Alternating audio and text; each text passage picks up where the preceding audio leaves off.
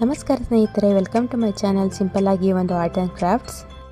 ವರಮಹಾಲಕ್ಷ್ಮಿ ಹಬ್ಬದ ವಿಶೇಷ ವಿಡಿಯೋಗಳು ಪ್ಲೇಲಿಸ್ಟ್ನಲ್ಲಿ ಒಮ್ಮೆಲೆ ಲಭ್ಯವಿದೆ. ನೀವು ಸಬ್ಸ್ಕ್ರೈಬ್ ಮಾಡಿ ನೋಡಿ, ಬೇರೆಯವರಿಗೂ ಕೂಡ ಶೇರ್ ಮಾಡಿ ಎಂದು ಕೇಳಿಕೊಳ್ಳುತ್ತಿದ್ದೇನೆ. ಈ ವಿಡಿಯೋದಲ್ಲಿ ನಾನು ವರಮಹಾಲಕ್ಷ್ಮಿ ಹಬ್ಬಕ್ಕೆ ವಿಶೇಷವಾಗಿ ಸರಳ ರೀತಿಯಲ್ಲಿ ಕಮಲದ ರಂಗೋಲಿಯನ್ನು ಬಿಡಿಸುವುದನ್ನು ತಿಳಿಸಿಕೊಡುತ್ತಿದ್ದೇನೆ. ಈ ರಂಗೋಲಿಯನ್ನು ಬಿಡಿಸಲು ಮೊದಲಿಗೆ 5 ರಿಂದ 3 ಚುಕ್ಕಿಗಳನ್ನು ಚುಕ್ಕಿಗಳ ಮಧ್ಯೆ ಬರುವಂತೆ ಸಮಾನ ಅಳತೆಯಲ್ಲಿ ಇಟ್ಟುಕೊಳ್ಳಬೇಕು. ನಂತರ ಅದರ ಮಧ್ಯದಲ್ಲಿರುವ ಚುಕ್ಕಿಗೆ ಒಂದು ಸಣ್ಣ ಸುರುಳಿಯನ್ನು ಸುತ್ತಿ ಅದರ ಮುಂದಿರುವ 6 ಚುಕ್ಕಿಗಳನ್ನು ಸೇರಿಸಿಕೊಂಡು ಒಂದು ಕ್ರಾಸ್ ಲೈನ್ಗಳನ್ನು ಎಳೆಯಬೇಕು. ಇದನ್ನು ಎಳೆಯುವಾಗ ಮೊದಲಿಗೆ ಸುರುಳಿಯ ಮುಂದಿರುವ ಚುಕ್ಕಿಗೆ ನೇರವಾಗಿ ಎಳೆಯನ್ನು ಎಳೆದು ನಂತರ ಮುಂದೆ ಎಳೆಯುವಾಗ ಮುಂದಿರುವ ಚುಕ್ಕಿಗೆ ಸೇರಿಸದೆ ಅದರ ಪಕ್ಕದಲ್ಲಿರುವ ಚುಕ್ಕಿಗೆ ಸೇರಿಸಬೇಕು. ಸುತ್ತಲೂ 6 ಕಡೆಗಳಲ್ಲೂ ಸೇರಿಸಿದ ಬಳಿಕ ಉಳಿದಿರುವ ಚುಕ್ಕಿಗಳಿಗೆ ಸುರುಳಿಯ ಭಾಗದಿಂದ ಎಳೆಯನ್ನು ತೆಗೆದು ಸೇರಿಸಬೇಕು. ಎಲ್ಲ ಚುಕ್ಕಿಗಳನ್ನು ಸೇರಿಸಿದ ಬಳಿಕ ಚಿಕ್ಕದಾಗಿರುವ ಗೆರೆಗಳ ಮುಂಭಾಗದ ಗೆರೆಗೆ ವಿ ರೀತಿ ಸೇರಿಸಬೇಕು. ಅದೇ ರೀತಿಯಾಗಿ ಉದ್ದನೆಯ ಗೆರೆಗಳನ್ನು ವಿ ರೀತಿಯಾಗಿ ಮುಂದಿನ ಗೆರೆಗೆ ಸೇರಿಸಬೇಕು. ಬಳಿಕ ಉದ್ದನೆಯ 2 ಗೆರೆಗಳಿಗೆ ಪರಸ್ಪರ ಕಮಾನಿನಂತೆ ಎಳೆಯನ್ನು ಎಳೆಯಬೇಕು. ಆನಂತರ ಅದೇ ರೀತಿಯಾಗಿ ಅದರ ಮುಂದೆ ಇನ್ನೊಂದು ಗೆರೆಯನ್ನು ಎಳೆಯಬೇಕು. ಇದಾದ ಬಳಿಕ ಕಮಾನಿನ ಮಧ್ಯೆ ಕಮಲವನ್ನು ಬರೆಯಬೇಕು. ಮೊದಲಿಗೆ ಮೊಗ್ಗಿನ ಚೂಪಾದ ಭಾಗದಂತೆ ಬರೆದು ಆನಂತರ ಅದರ ಅಕ್ಕಪಕ್ಕ ಕಮಲದ 4 ದಳಗಳನ್ನು ಬರೆಯಬೇಕು. ಇದನ್ನು ಬರೆಯಬೇಕಾದರೆ ಒಂದಕ್ಕಿಂತ ಮತ್ತೊಂದು ದಳದ ಅಳತೆ ಕ್ರಮೇಣ ಚಿಕ್ಕದಾಗಿ ಬರುವಂತೆ ಬರೆಯಬೇಕು.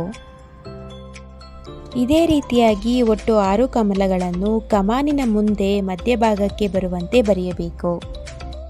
ಕಮಲವನ್ನು ಬರೆಯಬೇಕಾದರೆ ಮೊಗ್ಗಿನ ರೀತಿ ಒಂದು ಚೂಪಾದ ಭಾಗವನ್ನು ಬರೆದು ಅದರ ಅಕ್ಕಪಕ್ಕದಲ್ಲಿ 4 ದಳಗಳನ್ನು ಬರೆಯಬೇಕು.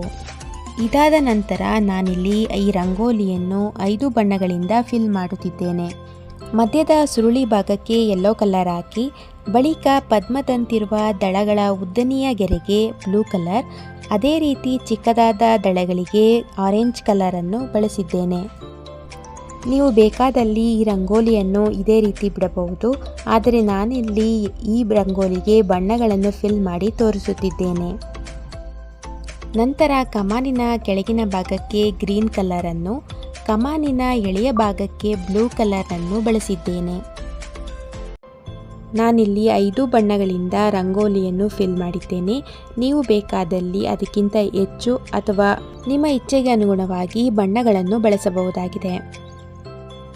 ಕೊನೆಯದಾಗಿ ಕಮಲಗಳಿಗೆ ಪಿಂಕ್ ಕಲರ್ನಿಂದ ಫಿಲ್ ಮಾಡಿದ್ದೇನೆ.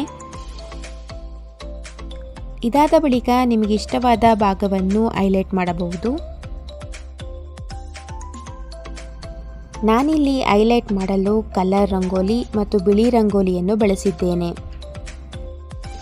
ನೀವು ಬೇಕಾದಲ್ಲಿ ರಂಗೋಲಿಯನ್ನು ಹೈಲೈಟ್ ಮಾಡದೆ ಬಣ್ಣಗಳನ್ನು ತುಂಬಿ ಬಿಡಬಹುದು. ಆದರೆ ಹೈಲೈಟ್ ಮಾಡಿದರೆ ರಂಗೋಲಿಯು ವಿಭಿನ್ನವಾಗಿ ಕಾಣುತ್ತದೆ. ರಂಗೋಲಿಯನ್ನು ಬಣ್ಣಗಳಿಂದ ಫಿಲ್ ಮಾಡಿ ಹೈಲೈಟ್ ಮಾಡಿದ ಬಳಿಕ ಈ ರೀತಿಯಾಗಿ ಕಾಣುತ್ತದೆ. ಈ ರೀತಿಯಾಗಿ ಸರಳವಾಗಿ ಕಮಲದ ರಂಗೋಲಿಯನ್ನು ಬರೆಯಲು ನೀವು ಕೂಡ ಒಮ್ಮೆ ಟ್ರೈ ಮಾಡಿ.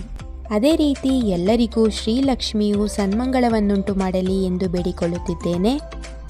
ನಾನು ಅಪ್ಲೋಡ್ ಮಾಡಿರುವ ವರಮಹಾಲಕ್ಷ್ಮಿ ಹಬ್ಬದ ಸಿರೀಸ್ನ 12 ವಿಡಿಯೋಗಳು ಮತ್ತು ನನ್ನ ಪ್ರಯತ್ನ ನಿಮಗೆ ಇಷ್ಟವಾಗಿದ್ದಲ್ಲಿ ಪ್ಲೀಸ್ ನನ್ನ ಚಾನಲನ್ನು ಸಬ್ಸ್ಕ್ರೈಬ್ ಮಾಡಿ, ಲೈಕ್ ಮಾಡಿ, ಶೇರ್ ಮಾಡಿ, ಸಪೋರ್ಟ್ ಮಾಡಿ. ವಿಡಿಯೋ ನೋಡಿದ್ದಕ್ಕಾಗಿ ಧನ್ಯವಾದಗಳು.